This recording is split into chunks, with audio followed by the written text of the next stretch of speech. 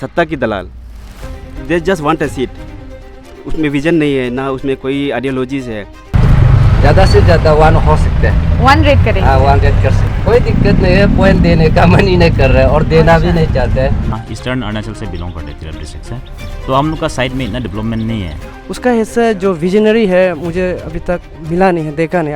1 से लेकर 10 के बीच हम तो 5 तक सिर्फ दे सकते हैं। मैं भी थोड़ा सा एजुकेटेड है, भले ही यहाँ हजरा पोटी मारो। पढ़ाई लिखाई करके मैंने काम कुछ करने के लिए जगह नहीं होते हैं।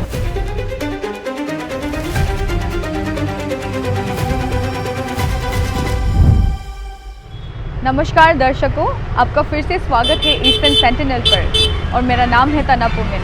जैसे कि हम अपने पहले एपिसोड में लाए थे आपके लिए युवा की आवाज़ को, इसी तरह हम आज लाए हैं आपके सामने जनता की सोच। अरुणाचल प्रदेश में इलेक्शंस को एक त्यौहार और एक जंग की तरह मनाया जाता है।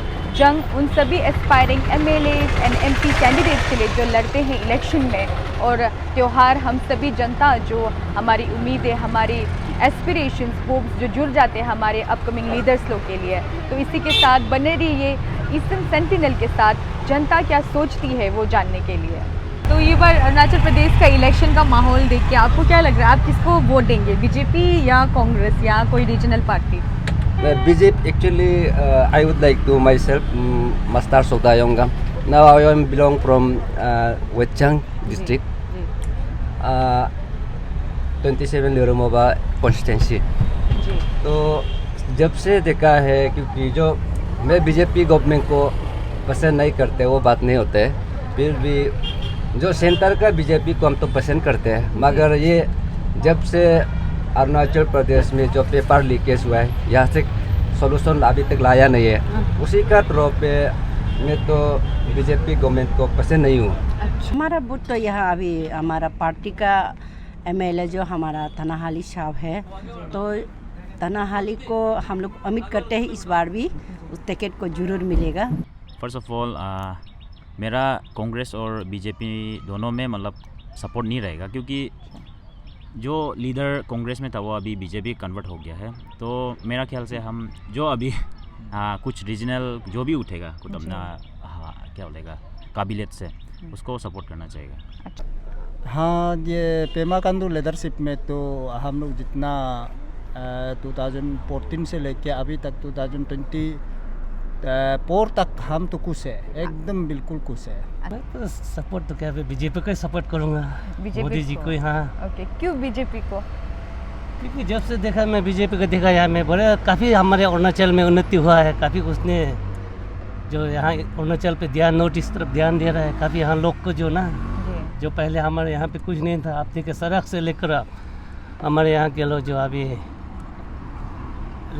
जो हेलीपैड जो ग्राउंड जो ना सब पूरा बढ़िया दे रखा है, हर चीज़ में उसने आगे है। इसलिए मैं मेरा खुले दिल से मैं BJP को ही सपोर्ट करेंगे। एक्चुअली मैं BJP का लवर है। Okay okay okay. जब से वोट दिया है मैं BJP को देते आ रहा है। जी जी। तो ऐसा है कि हमारे वहाँ पे 29 कॉन्स्टिट्यूंसी बसर में ऐसा हाल हुआ है कि दोनों कैंडिडेट ही BJP से आ रहे हैं इस बार। Okay okay.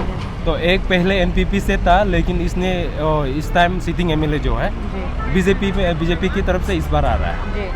और जो है हम लोग का उससे क्या जो कंटेस्ट करने जा रहे हैं उसके अगेंस्ट में वो पहले से ही ZPC है। तो जिसको भी टिकट मिलेगा शायद उसी के तरफ। हाँ उसी के साथ ही मैं भी जाएगा। Okay okay. अभी तक डिसाइड नहीं कर रहा है, मैं हम भी न्यूट्रल में ही है। अच्छा। क्योंकि हम लोग के एरिया में जो है टिकट का हिसाब से चल रहा है ना, तो मेरा हिसाब से जो अच्छा काम उसका जो मैनिफेस्टो ठीक होगा हम उसको ही वोट देगा। अभी तक डिसाइड नहीं हुआ है। इस बार तो हम BJP को ही सपोर्ट कर देगा, क्योंकि BJP का विधायक को तनाहाली को हम लोग 14 में क्योंकि वोट दिया है ना, तो इसलिए BJP का लाइन में ही जाएगा। तो पेमा सरकार है।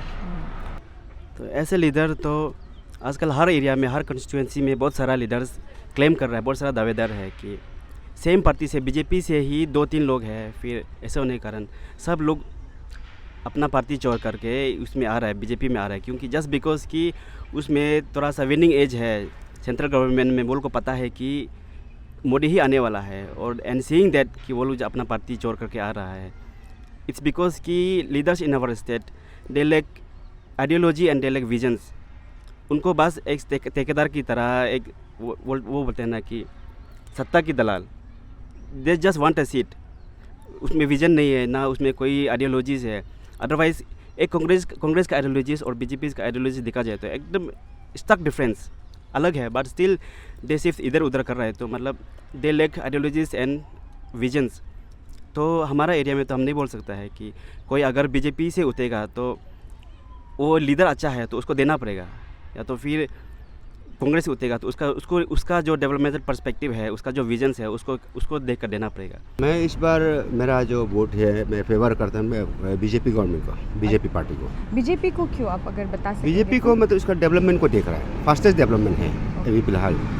ओके, तो जो अगर आप बाद में जाके आप जिसको भी वोट देंगे और वो विधायक बनते हैं तो वो विधायक से आपका क्या उम्मीद होगा? हम एक फॉरेस्ट्री ग्रेजुएट है, तो अब हम फॉरेस्ट्री रिलेटेड ही थोड़ा बात करेगा। जो है कि हम लोग का जो एपीसीएस में जो है लास्ट टाइम में जो हम लोग का सब्जेक्ट इंक्लूजन था उसमें, लेकिन जो ये लोग जो है नया अभी आए हैं जो यूपीएससी का पैटर्न में कर रहा है, उसमें जो हम लोग का सब्जेक्ट को हटा दिया। तो वो सब्जेक्ट को हम लोग का जो उम्मीदवार होगा उसको हमारा जब जीत के आएगा उसको वो सब्जेक्ट को इंक्लूड करने के लिए अभी का जो गवर्नमेंट को वही क्या करेगा, रिक्वेस्ट करेगा। और जो है हम लोग फॉरेस्ट्री ग्रेजुएट है, लेकिन भी हम लोग का जो है जैसे RFO हो गया, रेंज फॉरेस्ट ऑफिसर हो गया, असिस्टेंट कंजर्वेटर फॉरेस्ट हो गया, उसमें जो ओपन टोल है सब आके देता है। तो उसमें जो हम लोग 100% रिजर्वेशन चाहिए उसको जैसे भी दिलाने से ठीक होगा ना, वही। ये आप लोग का मांग है? हाँ, ये हम लोग का मांग है। जस्ट लाइक अदर डिपार्टमेंट जो है वो लोग जो 100% सब में मिलता है, लेकिन हम लोग को नहीं मिला है। According to national commission of forestry वो लोग बोलते हैं कि फॉरेस्ट्री ग्रेजुएट को ही देना चाहिए, लेकिन उसमें नहीं दे रहा है ना। इसलिए हम ये आने वाला गवर्नमेंट या प्रेजेंट गवर्नमेंट को ही रिक्वेस्ट करना चाहिए कि हम लोग का ये मांग को जैसे भी पूरा कर दो ना। ओके। ये छोटा सा प्रदेश है मगर यहाँ पे पॉपुलेशन बहुत कम है, फिर भी पॉपुलेशन कम हो के भी माने ये जो पढ़ाई लिखाई करके माने काम कुछ करने के लिए जगह नहीं होते हैं। जैसे कि हम लोग भी यहाँ पे भी तो उपाय नहीं मजदूरी करना पड़ता है, अदरवाइज नहीं तो कुछ जो गवर्नमेंट ने कुछ साजिश देगा तो कुछ आइडिया लगा देगा तो ताकि हम लोग भी तो थोड़ा मुरा पढ़ के तो ऑलरेडी रह चुका है, मगर माने चला रहे ऑटो चला रहे, फिर भी चलाते भी कुछ दिल के अंदर में थोड़ा कुछ अंदर में फीलिंग दर्द होता है। हमारा वोमेन रिजर्वेशन स्टैट्यूटरी तो हमारा ऑलरेडी ये जो सितंबर 29 को हमारा मोदी जी ने ऑलरेडी हम लोग को ये हमारा वोमेन रिजर्वेशन हम लोग का पास कर दिया। तो हम लोग का लोकसभा राज्यसभा ना, तो हम लोग का ये 2029 में ज़रूर हमारा 33% आएगा हमारा महिला लोग भी। और हम उम्मीद करते हैं हमारे गवर्नमेंट जो ये भाजपा का गवर्नमेंट हमारा मोदी सरकार हम लोग का महिला के लिए ज़रूर आगे भी और काम करेगा बोल के मेरा उम्मीद है। नहीं, अभी तो फिलहाल टिकी है सब कुछ। डेवलपमेंट फैक्टर में देखा जाने से अभी टिक है सब कुछ। स्कीम जितना सेंट्रल फंड जो आता है इम्प्लीमेंट तो टिक तरीका से हो रहा है, इसलिए मैं खुश हूँ बीजेपी से ना। अच्छा। इसलिए मैं ये बीजेपी में साथ दे रहा हूँ। मैंने यहाँ ऐसे है हमारा 60 कॉन्स्टिट्यूंसी में से हमारा तनाहाली जो बीजेपी प्रेजेंट वाला MLA है, हाईएस्ट डेवलपमेंट किया 5 साल में। 2 साल कोरोना तो गया, 2 साल कोरोना 3 साल में भी हाईएस्ट डेवलपमेंट किया। तो अभी आने वाली हमारे 2024 चुनाव में आप किरण रिजिजू को देखना चाहते हैं या पेमा खांडू सर को? दोनों को देखना चाहते हैं। दोनों को देखना चाहते हैं। किरण रिजिजू है तो मैं तो विजय उसमें किरण रिजिजू को चुनने का भी वही पहले बैठा है वहाँ पे, पहले से है वो। उनको तो कहीं अगर जाता है तो वहाँ पे हमारा अरुणाचल के और से उनको कोई और पोस्ट मिल जाएगा, अच्छा मिनी से वहाँ पोस्ट मिलेगा, इसलिए मैं किरण रिजिजू को ही चुनूँगी। मैं तो दोनों का चुनती हूँ, दोनों टिकी है।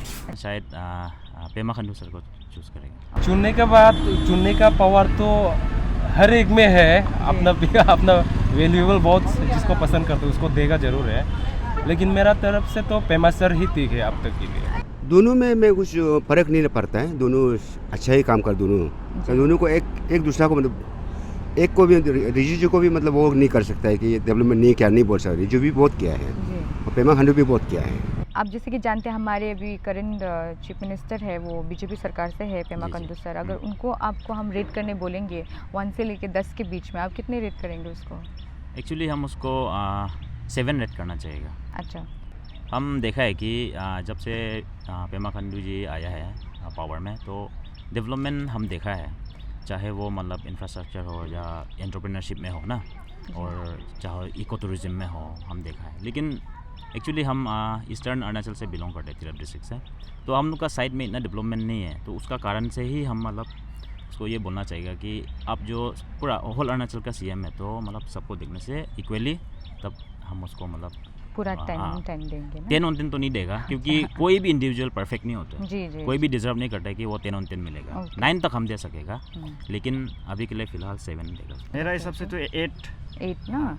आई would like to rate him 9 देना चाहूँगा, क्योंकि as compare to previous governments, जितना भी उनसे पहले सीनियर्स रहा है, जो प्रीवियस सीएम रहा है, as compare to them Pema Khandu is much better. I would say this is my view for long. बहुत समय से मैं ऐसे लगता था कि पेमा खांडू से लोगों से बहुत बेहतर है पेमा खांडू। तो इसका लिए तो मैं 7 दे दूंगा। 7 ना? जी हाँ। तो 3% क्यों रह गया?